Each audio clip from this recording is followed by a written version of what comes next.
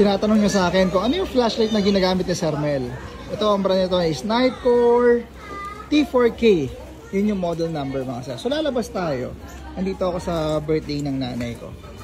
Madilim dito sa area ng Congressional eh. Yan, kita nyo? May mga ilaw doon, may mga ilaw doon. Pero try natin mga sir. Ito pag hinold ko tong ibabaw for 2 seconds ata. 1, 2. Patayin ko yung ilaw ha. Ito nyo?